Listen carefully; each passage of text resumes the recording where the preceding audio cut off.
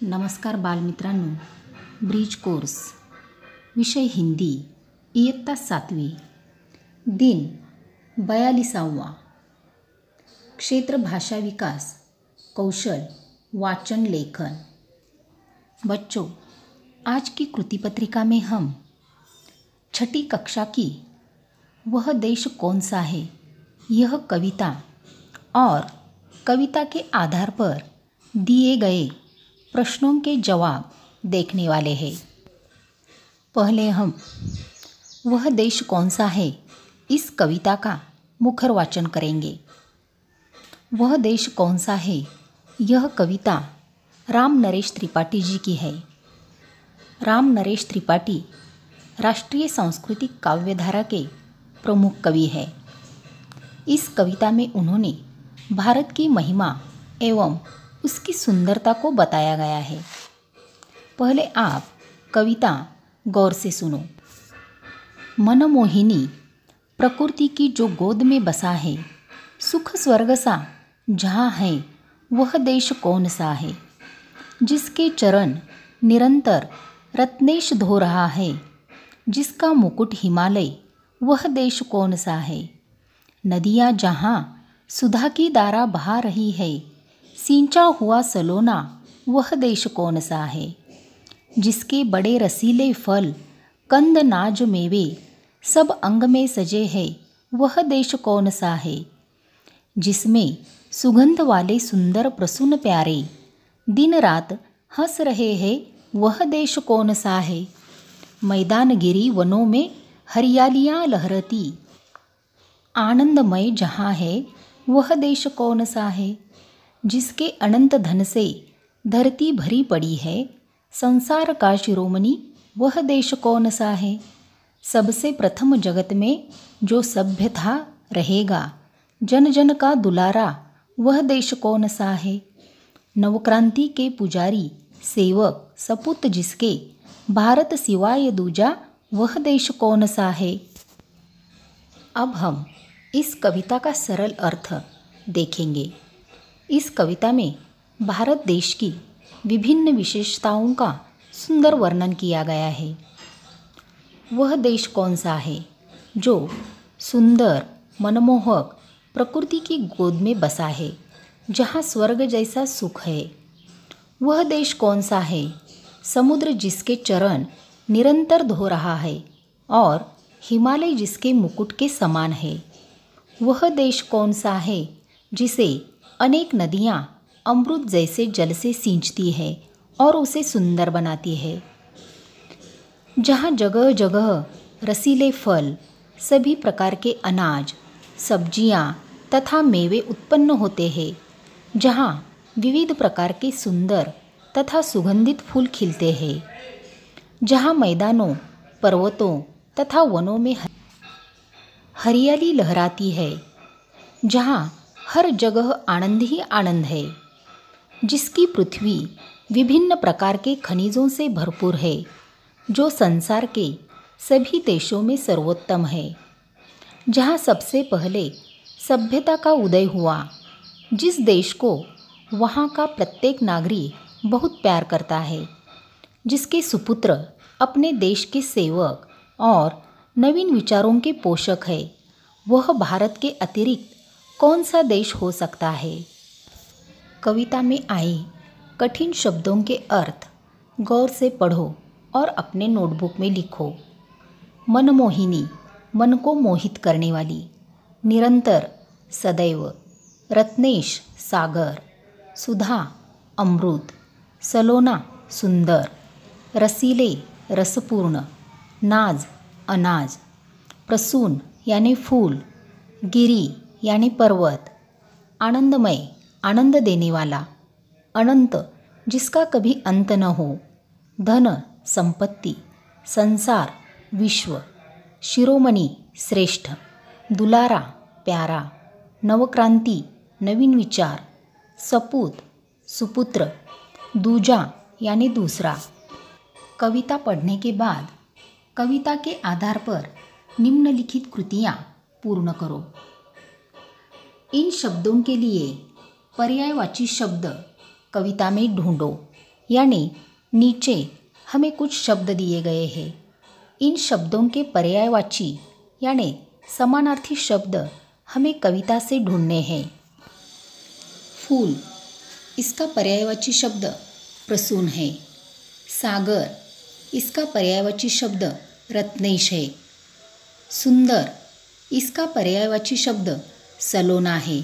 और पाँव यानी चरण, यह पर्यायवाची शब्द है। अगला प्रश्न देखो, देश का मुकुट है डैश। तो यहाँ देश का मुकुट हिमालय है।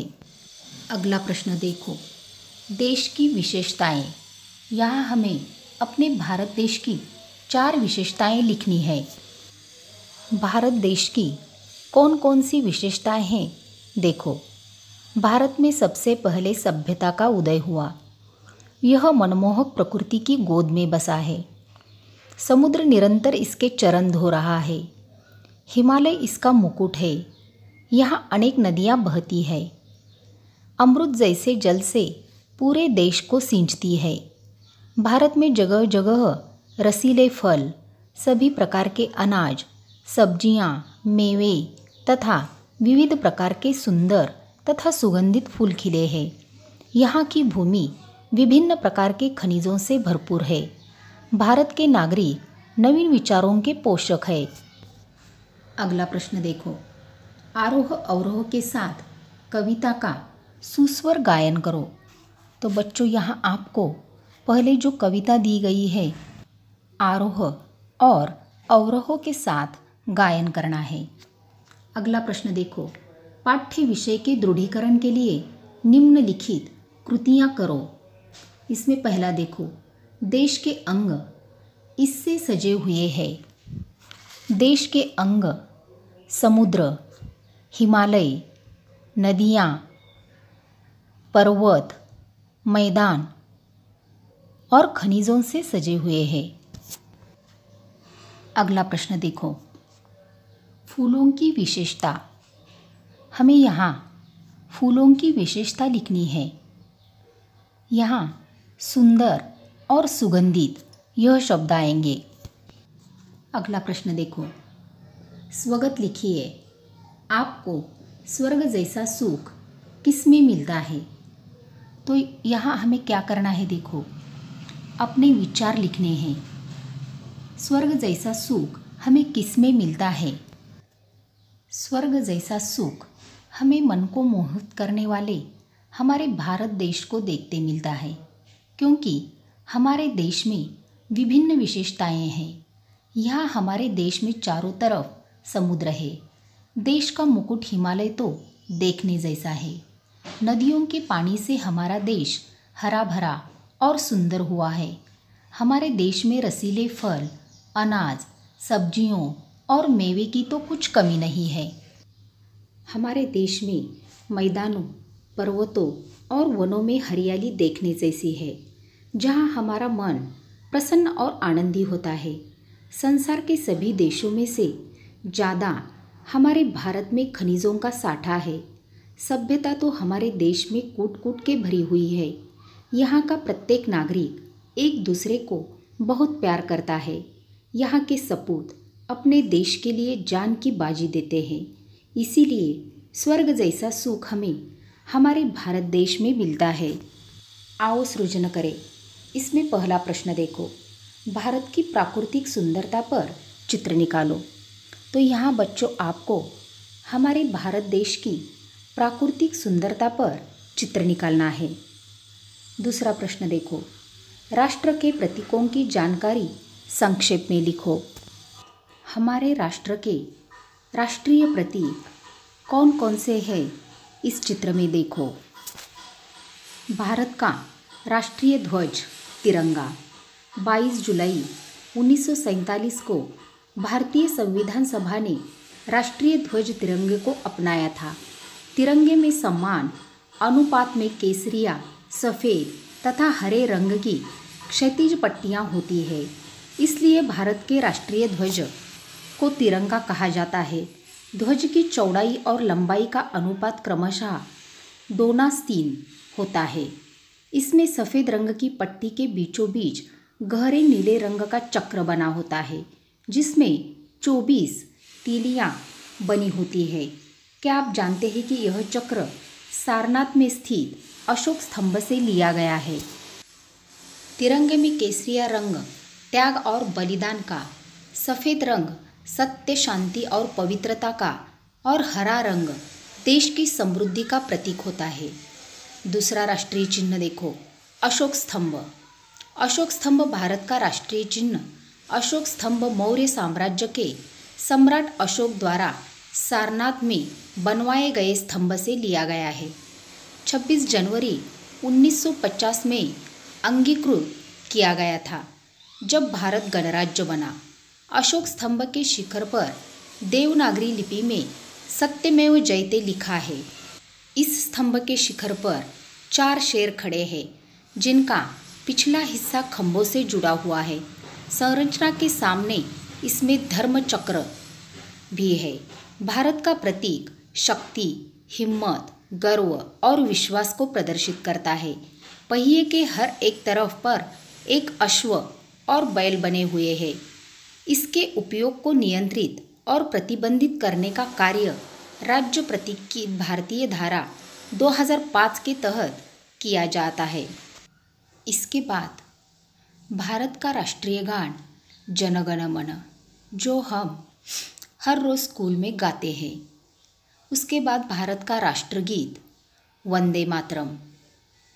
फिर भारत का राष्ट्रीय पशु बाघ। इसके बाद भारत का राष्ट्रीय फूल कमल। इसके बाद भारत का राष्ट्रीय फल आम। भारत का राष्ट्रीय पक्षी मोर। इसके बाद भारत का राष्ट्रीय खेल हॉकी और भारत का राष्ट्रीय जलचर डॉल्फिन। भारत का राष्ट्रीय वृक्ष वटवृक्ष। भारत की राष्ट्रीय मुद्रा रुपया। भारत की राष्ट्रीय नदी गंगा। भारत के राष्ट्रीय पिता महात्मा गांधी। भारत का राष्ट्रीय दिवस स्वतंत्रता दिवस। भारत की राष्ट्रीय लिपि देवनागरी। भारत की राजभाषा हिंदी। राष्ट्रीय कैलेंडर साका कैलेंडर और राष्ट्रीय शपथ। तो बच्चों, यह थे हमारे राष्ट्रीय प्रतीक। इनके बारे में जानकारी आप गौर से पढ़ो और अपने नोटबुक में लिख लो।